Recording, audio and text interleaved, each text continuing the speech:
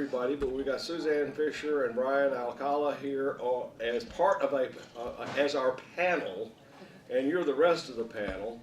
I picked on people who had told me they discussed the Bible as a family, or the sermon as a family, or their children, with their children, one or both. And the sermon is usually on the Bible, though not always. I just want to make a few preliminary points, which I made last week. But the first is the Bible is not a book; it's a library, and even the books within the Bible are not necessarily unified. For instance, we identify at least 3 separate authors in Isaiah: Isaiah 1, Isaiah 2, and Isaiah 3. Deutero Isaiah. One is from the 8th century; the others are from the 6th century. So it's not that you can read a book through and say this is a book. We have different sources in Matthew, Mark, and Luke. We have different texts that disagree. Which leads me to my very short introduction, which is how do texts have meaning? This is a text.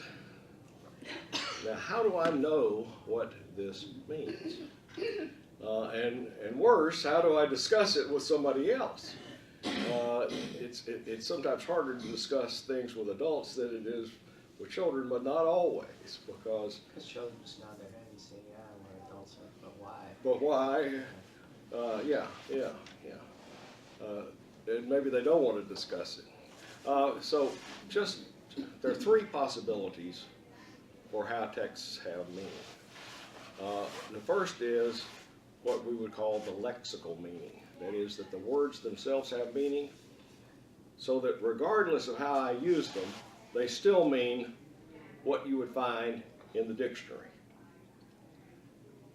So if you were a lexical meaning person, you would go through here and you would look every word up in the dictionary. Now, of course, you would have to decide which are the definitions, and you might need an Elizabethan dictionary or a Jacobean dictionary to deal with the King James Version, and you might know that presently used to mean immediately instead of, oh, I'll be there presently. So it's not a very tenable way of establishing the meaning of the text, but there are people who follow it. The Constitution says. Well, of course, the Constitution. Well, how do you know? We the people. Who are the people? Well, look it up in the dictionary. The people are. The second way a text can have meaning is authorial intention. It's what the author intended. And so, if I use a word, it means what I mean by it, not what the dictionary says. Or does it? Or am I a poor communicator? Authorial intention is the favorite of the fundamentalists, because that means the Bible meant what God meant. God wrote all this, not human beings, divinely inspired, but God wrote all this. And it means what God meant by it. The Bible says it, I believe it, and that settles it. The problem with that is, I don't even always know what I mean. And particularly, you ever go back and read your notes in a book, after you say, what did I mean by that? I don't even remember writing that. So it's hard to establish what the author meant, and in the case of the Bible, we've got multiple authors, most of whom are anonymous. We can't go interview them, but even if you can interview them, they don't necessarily remember what they meant or thought they meant. And then the third possibility is it means what I perceive it to mean. That is audience.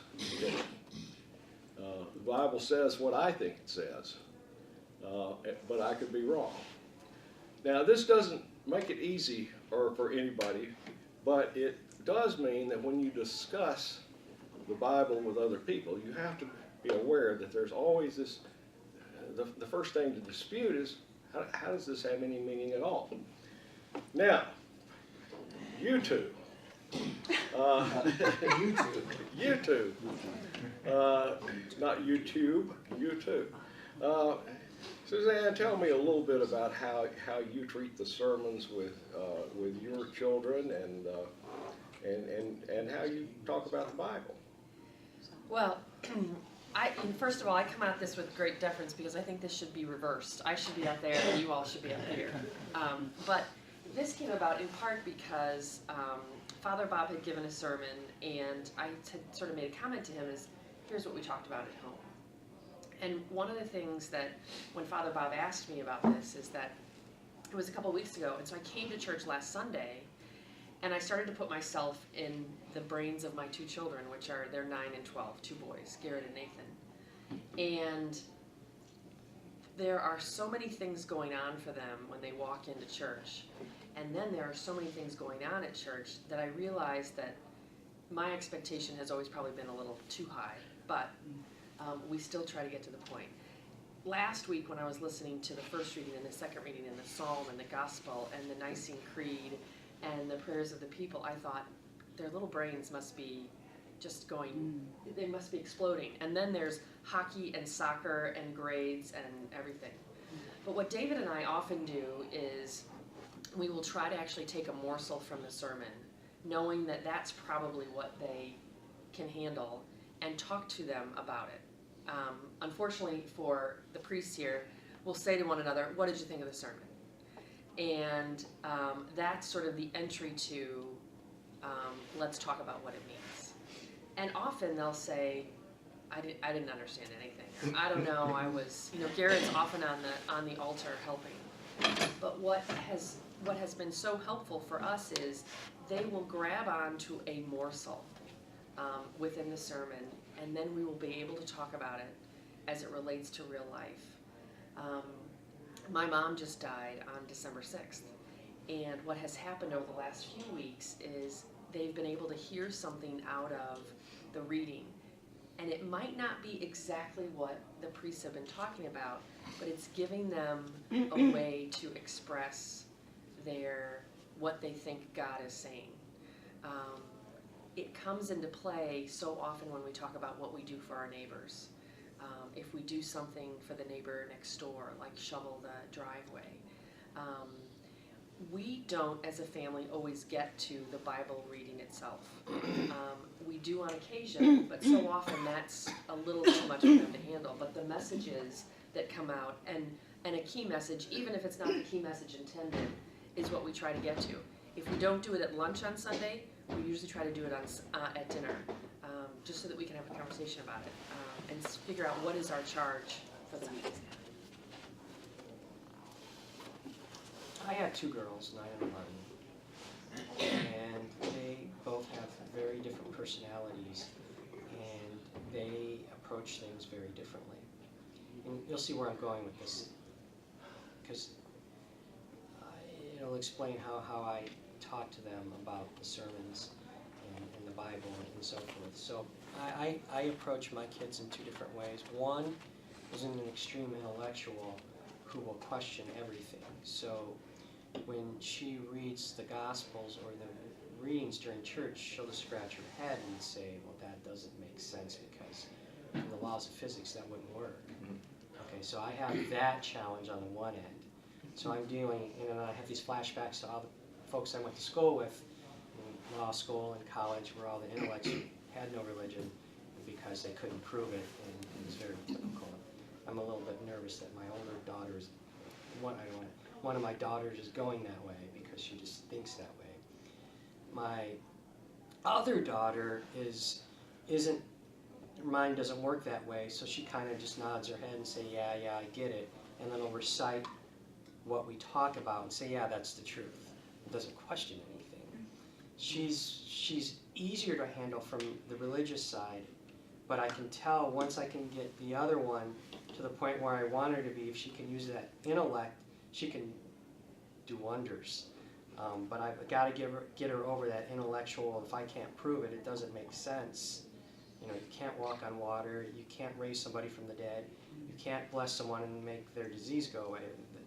That just doesn't work. So those are the two minds that I'm dealing with. And what I do, one of the first things, if we miss church, if one of the kids, first thing they say, did Father Chris cry today? Why didn't he cry during the sermon? Because they're so used to him crying. Like the other day, he didn't cry. I said, but he didn't cry. Well, what happened? They're so used to him tearing up during the sermons that it gets their attention. And trust me, it gets their attention. And if he doesn't do it, they realize. And that's not bad for, preteens. These guys aren't even teens yet. So my approach to studying or discussing the Bible with them typically is Sunday night before we go to bed. Sunday night is probably the least hectic night of every night in our family because we got to get to school and work and all that good stuff. And we usually kind of wind up about 8:30, which is pretty good for us. And then I pull out the Adventure Bible Study, which we have upstairs, and I took up one home. So if it was a complicated gospel, I'll read that, and it dumbs it down, and frankly for me too. I mean, there are times where I need to dumb it down. So then we'll read it, we'll talk about it, we'll reflect, and then that's when a lot of times the intellectual questions will come from one, and the other one will be just like, oh yeah, that's great, that makes sense, just nods the head, and, easy to get to. And typically that's how we do it. I have one that's in TACO, but for whatever reason is extremely involved and likes it, but doesn't discuss what they do during the day. I try and get her open her up. Well, what do you guys talk about? She says, we just play games. I don't know if they got a special thing going on in there or something where they're not supposed to tell us what they do, but it's like it's off grounds. She just doesn't want to talk about it. I mean, I know she likes it. She does it every week, and she comes in smiling. It's good stuff, but for whatever reason, I don't know what they're doing. They're not. She doesn't want to share it. Okay, that's fine. That's good with me. But and then I make them learn the basics. Matthew, Mark, Luke, and John. What are the four Gospels? And they get it like that. And then out, the Lord's Prayer, and they know it like that. And that, we got through that stuff years ago. But it was really interesting because having these talks with the kids really has an effect on their relationships with other people. One of my children was developing a relationship years ago with another girl in school who was extremely dissimilar to her. And it wasn't going well. And these are girls, not boys and girls, these are just little girls. And finally, it came out, the other girl told my daughter, yeah, you guys don't really want to hang around with the Alcoholics because they're the type that goes to church and we're different from them. And I was like, wow. That was really odd. I'd never been classified in a group like that. But my point is, when you have these conversations with your children, and you raise them, and you get the typical complaint, I don't want to go to church, I'm tired, why can't I sleep in, no one else has to go to school. I get that occasionally. But it has an effect on these children that while they may complain at times now, later in life it has such a deep impact when they look back at that and say, I'm glad my parents did that. I mean, same thing, my parents took me to church, well, my dad did, every Sunday, and a lot of times I was just rolling my thumb thinking about what I was going to do later on, but look where I am today. I wouldn't be where I am today had my father not done that religiously every Sunday for Mass. So that's how we talk about religion. Occasionally, dinner time, because we always have our dinners pretty much without exception during the week and weekends. Religion comes up a lot.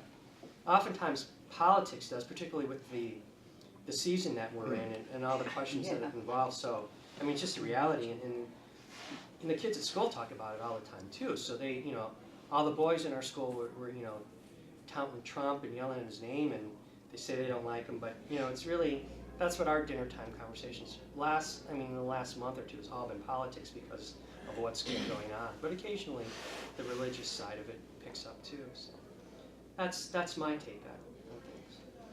Religion and politics. No, it's family. You can't do it. Their own sex, and you got the trifecta there. Then one day that will come up. Yes, it will. You got to be able to talk with your family about that because that's the way it is. One thing I regret about the way we configure things here at Grace is I can't watch the children because they're they're over what the total contact zone is. That what? And so I can't see them, and I can't look all the way over. I'm used to it, and I really don't really miss watching their faces, and including their inattention. And it's a large enough church that I don't bump into them a lot. Garrett sits.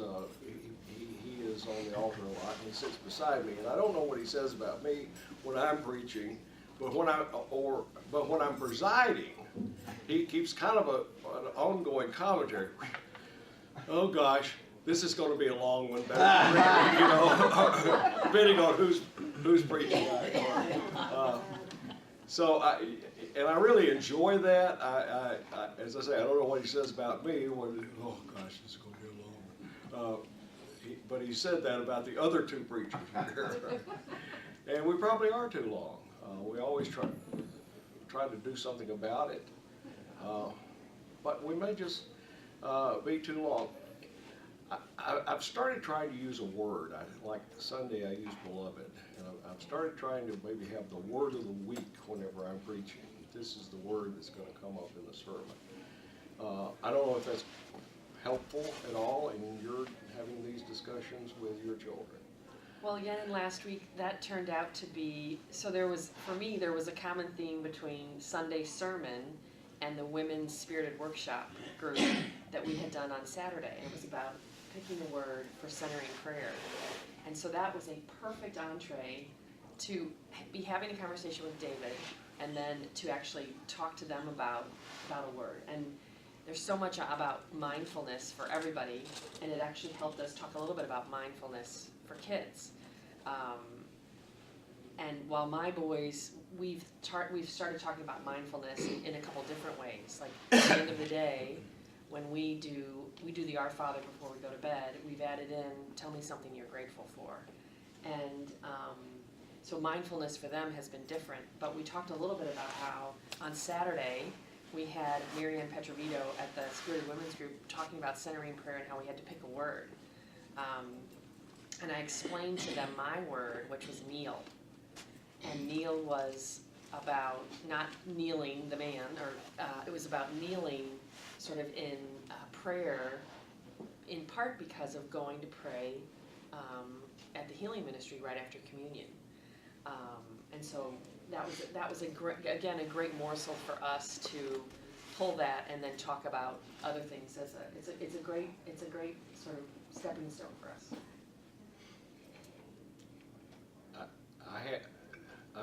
I'm a very easily distracted person, so I'm not great at centering prayer, and that's why I'm in a nation. We think and listen to the voices in our head instead of trying not to have the voices.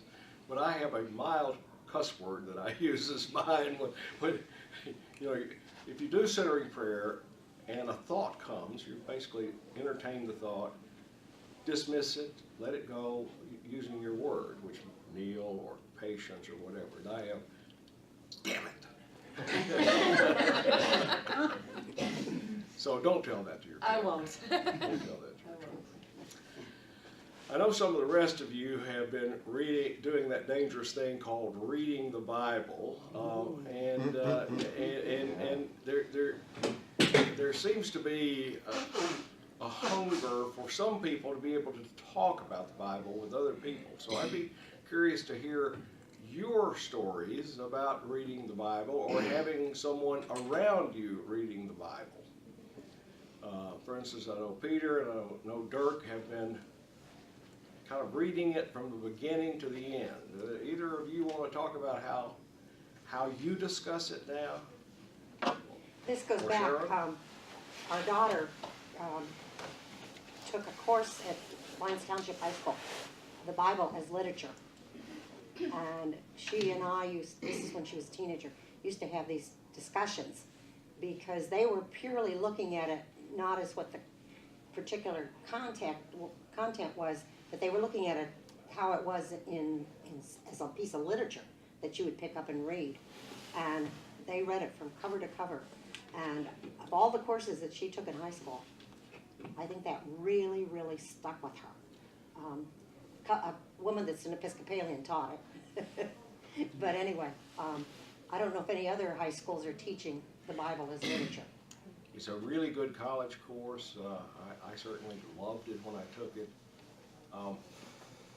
I've been reflecting on the preachers of my youth, and I had some I later learned when I grew up, and who were really very, very smart theologians, very good thinkers. And I had others who I figured out weren't so swift, So one of the ones I finally figured out wasn't so so swift. He told Bible stories beautifully. He told the story. And to this day, I remember the stories. He told them in his sermon from beginning to end. And I remember the stories, and I have no idea what those smart guys actually said that went on to be bishops and theology professors. So I sometimes wonder if Episcopal sermons aren't too heady and abstract and intellectual. We don't tell the story of David, you know? And it's a wonderful story. It's a wonderful story. Kathleen. Quite a few years ago, we had the EFM here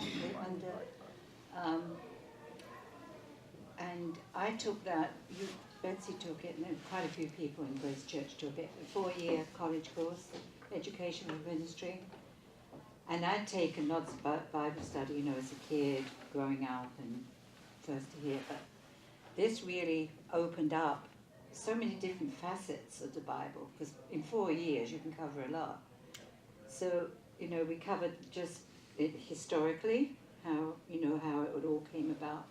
But we had like our homework every week, and we'd do some reading, and it was amazing how at the next class, you know, you'd say your take on a particular story, somebody else would have entirely different take, and we'd go round, and it really opened up your mind to sort of, oh, I didn't look at it like that, or that's a good way of looking at that. It was a very good course. It was a hard course. It was a 4-year course, but it really opened up the Bible a lot more to me. A couple of people have said, well, why don't we have a Bible study course here, or a Bible study here? And I'm certainly open to it. You know, I've had on kind of in a neo-scholarly fashion, but one of the most effective ways to read the Bible is to take the gospel or the epistle and read it through, meditate, read it through again, meditate, then talk with the group. Well, what's the first thing what word or phrase really stuck out for you? Some people call this African Bible study, but it's very personal centered. And so if I say, in the beginning was the word is the word that stuck out to me, and someone else says, oh, light is the word, the word that stuck out to me. And him was the light, and the light was the life of the world. And then, and this is basically using the Bible for meditation. Once you've gotten that word, I've been in classes where we would get crayons and draw a picture of the gospel. I remember one time I was doing this with the Sermon on the Mount, and somebody gave us out crayons, and I thought, oh Lord, I was terrible when I was 5, I was awful when I was 6, I can't draw anything, and I can't. So I drew a mountain and kind of colored it green and put Jesus, a little stick figure in the middle, and then 12 little stick figures around Jesus. So and then I said to myself, as a good Ignatian, where am I in this scene? Where am I? By then I had the 5,000 little stick figures. Where am I? Am I in the 12? Or where am I in the crowd? And I put myself outside the 12, but fairly near the 12. And that was kind of a revelation to me, a way that I think about myself is not quite being part of the in-group of disciples. Someone who's still trying to get in. Go ahead, Dick. No, after you. You're the smart one in the crowd, go ahead. I think one of the problems, especially with reading the Old Testament, is reconciling it to the God of the New Testament. I mean, the God of the Old Testament is so vengeful, angry, murderous, in many reasons, I mean, killed them all. What about the God of Revelation? Well, and so you got this awful, angry God in the Old Testament, if you are reading it literally. If you are reading it literally. And then a much, much different sort of take on the Father, our Father in the New. And that's probably difficult, I think, for people to reconcile those. They seem like two different gods altogether. And why am I interested? Why did they attach the Old Testament to the New? Why am I interested in this awful, angry, vengeful, God that I don't like? Okay, now let's start. Let's fix on that. First of all, I would argue that there is a loving, merciful, forgiving God in the Old Testament. Yeah, if you look for it. But Well, he's pretty well hidden in there. But he's all over in Isaiah. Yeah. He's all over in the prophets. There's an awfully ugly and vengeful God in Revelation. But we don't read that part of Revelation. Going to come down here and sap everybody. Yeah, we don't read the nasty. So what we do is and the interesting thing is, which God do you want to hear whenever you go? I don't want to hear about the Which nasty God? people. Oh, but there are many ugly, nasty, vengeful people out there who like to hear about the God of vengeance. And so that's often what we hear from the fundamentalists, or the Christian right, or the Islamic right. Yeah. Then we get this other kind of the God of the Episcopalians, who is Nice guy. nice guy. You don't. Our God's different. He's not You don't really, we were trying to come up at one time with an new Episcopal sign for the Episcopal Church welcomes you. And there, one of them was the Episcopal Church, we're on your side. Yeah. And then somebody, of course, some wits added to it, we're on your side, they are not. So it's interesting, again, which voice we hear, and then how does that affect us? And how does that affect us at different times? My comments are along the line of Randy's. I have that same issue. And I guess I look at where religion is in the world today, and the struggle that Christianity has to grow its base, and in certain parts of the world, I guess, is doing that. Certainly not in the United States. All the statistics show that it's, on the decline. And I say, why is this? And I think, to me, a big part of it is the Old Testament. I mean, you talk to somebody about, what is it you believe? Well, tell me about the Bible. Well, I have started to try to read the Bible. I stopped at Samuel 2 or 3 or whatever, however far Samuel goes, and I would agree that books like Isaiah, Psalms, Job, there are exceptions, but by and large, the Old Testament is a drag, and I think of it as a shackle around the ankles of Christianity. And if there was some way that we could somehow just, say what, It may interest you to know that in the 2nd century, that's just not really what we're all about. there was a guy named Marcion who wanted to cut the Old Testament out. He was declared a heretic, and the Old Testament was then said to be the official text of Christianity. And that there was one God, not two gods. There wasn't the God of the Old Testament, the God of the New Testament. This was one and the same God. And that remains, you see, kind of the official position even today. I think that there. Well, we had an earlier conversation before the early service, Betsy. Religion becomes such a prominent factor in much of the violence that goes on right now. But of course, the Chinese are violent, and they don't have an Old Testament. The Japanese are violent, and have been violent, and they don't have an Old Testament. So is the Bible a prod, or is it just something we use to justify ourselves? That becomes the question. I guess I like to look at it as, this was written 1,800, how many ever years ago, you know? Oh, no, I mean, year before, correct, BC.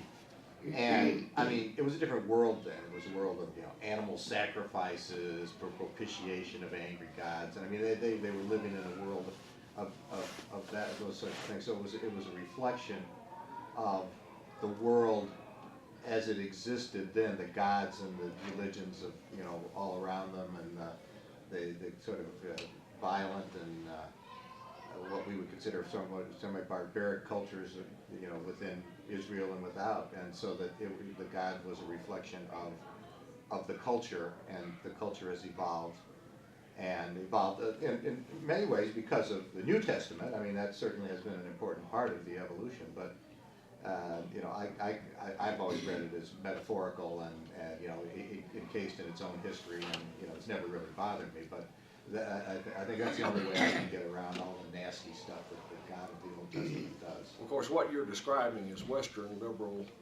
Yeah, I'm guilty. Democracy. I'm guilty. Yeah. Western liberal democracy. Yeah. And much of the world is far more primitive and far less, quote unquote, civilized. Now, that having said that, we have more people incarcerated per capita in this country than any country in the world except for Russia, as far as we.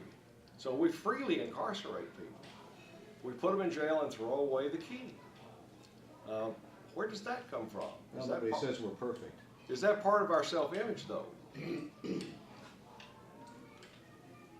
Or do we selectively look at ourselves and selectively see, you know, basically an Oak Park or a Hinsdale kind of culture, and find that other culture so foreign, so hard for us to cope with? Well, one of the things I think about when I hear Randy and Dirk talk is we do not focus on hard stories with our boys, to the point where, even though now Garrett will go to the newspaper, to the point where I'll put the bad news underneath, so it doesn't, like the front page of the paper is always bad news. Or if the news is on TV, I'll say to them, don't watch the bad news. Yeah, good luck. And part of me wonders what's going to happen when they start to hear the bad news of the Bible, when in fact we've been sort of, and maybe that means I've been sheltering, and I'm married to David, and so they're his kids too. Maybe we've been sheltering them too much. We're glad. But glad no, usually I own all that, my kids, my wedding, all that stuff. But I'm wondering if at some point we're going to get to a point where they're going to realize, holy cow, wait a second. I've been hearing all the good news, and I've not been hearing any of the bad news. And So, what will happen then? I wonder if you that, can that, shelter them. I'm sorry? I'm sorry, you can't shelter them. No, I forever. know that. Yeah. So it's But I- coming. I wonder if that's what accounts for this kind of very negative reaction to reading, let's say, the book of Samuel, for instance.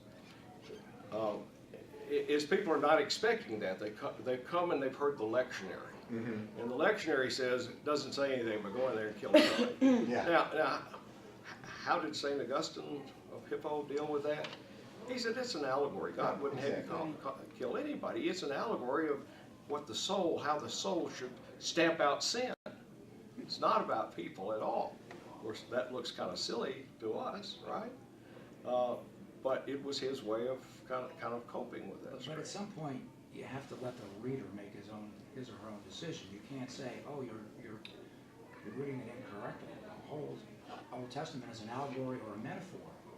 Well, those are the words. And, you know, getting back to your question of what is truth, or how do you look at the Bible through three different prisms. At some point, you know, the reader has to make a choice. And I like being instructed and given guidance, but I don't want somebody to tell me, oh, it doesn't really mean that. It really means this. Well, how do you know? This is what the author put down in words. This is how it was translated.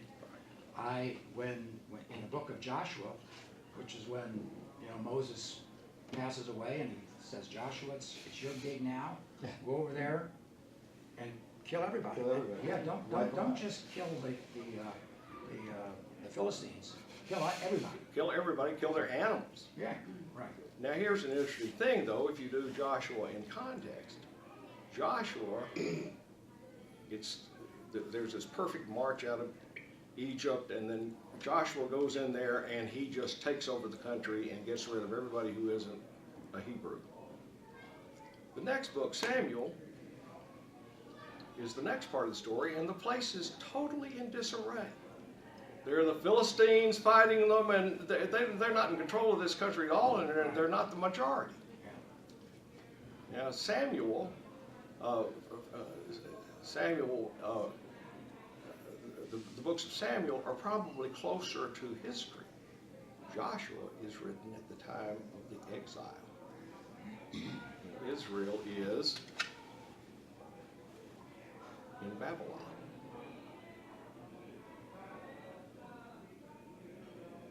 Well, as Kathleen was saying, you know, when in EFM, basically it covers what you would get in seminary, not totally.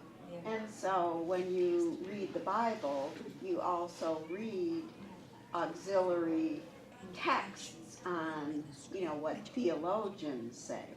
So to me, I don't feel that any person without digging deeper can make a judgment, you know, just reading the words or just coming to a Bible study and drawing a picture. I want to have more data. And see, so what you can read Joshua as is a late book making up a story about this total conquest of a pure land. When the people returned to, look, in 721, the northern 10 tribes fell to the Assyrians. And they were scattered. And the north was, as much as anything, under the influence of Baalites, people who worship Baal. There were two. Then there was Judah, or Judea, now we call it. And it lasted until 571, 81, a couple of hundred years. And then they're off to Babylon. So this is a scattered people with a syncretistic religion, trying to get back to total purity, ethnic purity, and religious purity. So it's a sermon for a much later time. You can take it within historical context. Father, just to be clear, that this book of Joshua, where they say, go in and, you know, kill all the people, even the little ones, so that we can, you know, live there. That was written, you know, many hundreds of years later, during the Babylonian captivity. The story has a unity and a purpose that you will not find in 1st and 2nd Samuel, 1st and 2nd Kings, where there are different judges, there are different political parties, there are different religious factions. Yes, they're always fighting, and I'm not saying that go kill them and drive them out is not foreign to the Bible. It's not foreign to the Bible. It's an integral part. But that Joshua does not represent the conquest as it probably happened. But many hundreds of years later. Written many hundreds of years and trying to look at it from, you know, trying to get back into there. And to have a pure country of with a unified ethnicity. But this goes back to Betsy's point about just reading the Bible in a vacuum. You know, there might be some inspirational, you know, read the Psalms, and that's wonderful, and there's lots of nice things in the Bible, but if you read it as a whole, in a vacuum, without reading it as Betsy read it in EFM, out of the context, which you just gave us a very interesting context for Joshua, for example, which is a very troubling passage, that, you know, you just don't get it. I mean, it's just not that helpful to people like me who, you know, see the nasty stuff. Well, I think that's why people go to Bible study classes. To me, I don't want to just read the Bible. I want to understand it, and it's a historical perspective that interests me. But I need just, you know, all of us in college. I mean, you know, French poetry. Boy, I wouldn't have gotten through that without my professors elucidating for me. And I agree with Betsy. I mean, that to me is just should be an integral part of reading, especially those difficult parts. So a Bible study class for at least for a group like this in Hinsdale couldn't be just, well, we're gonna read Joshua today, and we're gonna talk No. about Joshua. You gotta talk about, well, just exactly the kinds of things that you Well, put well, in Scholarship context. it really helps to have a historical perspective. Yeah. Now, that's not to say that it is violent, but look, you've got this wonderful unified Exodus, the wandering in the desert, then the complete conquest of Israel. That's the Exodus, Joshua part of Exodus. And then you go to the next part of the story, and the country is not unified. There's not one ethnicity. They're the Philistines, they're the Canaanites. We're all fighting each other, and there's not even a king. There's not even a single ruler. They're the judges, and they keep changing over time. So historically, I don't know how far we got away from historically. What we've gone to is a social revolution theory of the Exodus, that there probably was a small group of people called the Abraes in Egypt, that they settled in the mountains of Judea, because remember the Philistines, i.e. the Palestinians, they're from, it's the same word, they're from Tyre and Sidon. And the Canaanites are the people who are already there. And so what basically happened was a group coalesced and then started writing a history for itself.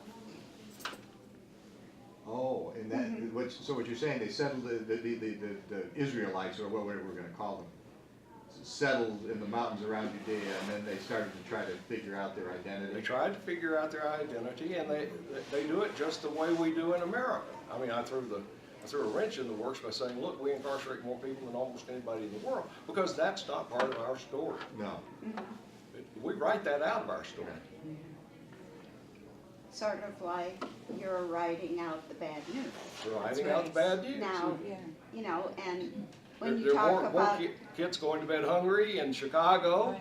Yeah. When you talk- We've never owned up to Yeah. our slave-owning past. I mean, I do, because I happen to have my slave records. But we've never apologized for it. We don't have a monument to slaves anyplace. It's not part of our history.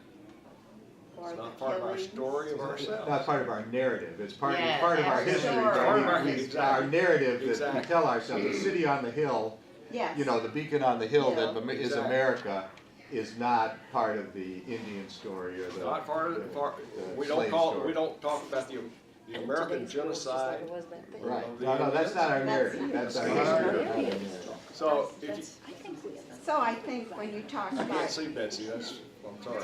when you talk about your daughter who questions, I think that's wonderful. God bless her. And, you know, I, in the past, was the directress of the Sunday school. I've taught confirmation, and I feel that Christian education should, I think it's great parents are doing that, but I think Christian education should also help children. I mean, the kids who come to church here are very smart, and I think they should feel comfortable with their questions. And I think that's the way that perhaps in adulthood they will continue going to church, if they can say, oh yeah, well, who can walk on water? Yeah, And you may be sheltering the news, but is that really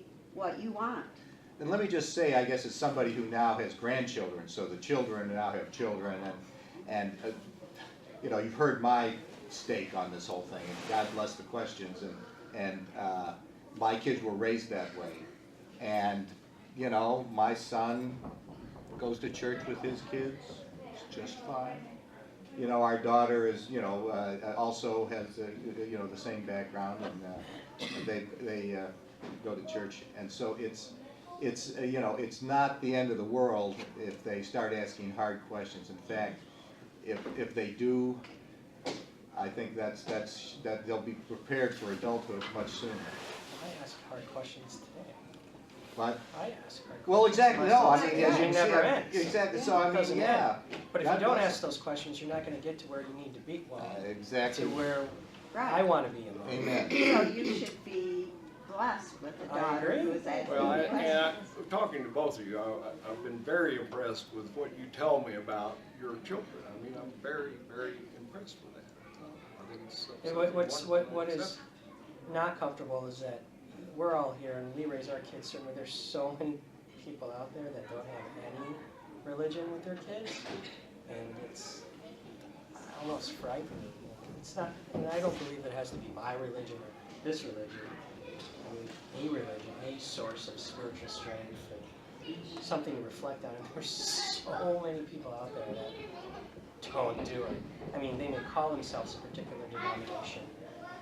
Perhaps they attend a service once or twice a year, but they don't have those deep questions and struggle with the issues that even, to this day I do in certain questions and question my faith on a particularly bad day, or when you read the news and you're like, how could this happen?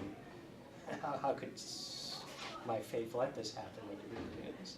But it's that struggle that gets us to where we want to be and where we want our offspring to be too. But Don't ask even us. within this parish, you two are doing this with your children, but is the Christian education that we're offering everyone meeting the needs of the families that don't talk about this? That's an When they excellent go point. upstairs, how many kids are going upstairs? Right here at Grace Church. Kathleen? Yes, I'm gonna have to leave you, but please continue. I've got this other job. But please continue. No, I was just going to say, I remember when our daughter, who now of course has got grown daughters of her own, when we were here early on, years ago, in the classes that they had on Sunday, her and her friend would ask questions all the time in their class. They were told, you just, basically, I'm paraphrasing, but okay, I'm telling you this is it, this is dogma. I'm telling you this was from one of our priests. You don't ask questions, this is how it is, this, and they were told, don't ask questions. Now, of course, with her own kids, and with our son's own kids, they've encouraged them, because of the way they were when they were kids. If your kids don't ask questions, they're either not listening, not taking anything in, because it's normal, like we've found here. It's normal to ask questions about something. We're not little robots, we just don't take everything in and believe it. So now with their kids, they've asked questions. The kids all the time have done.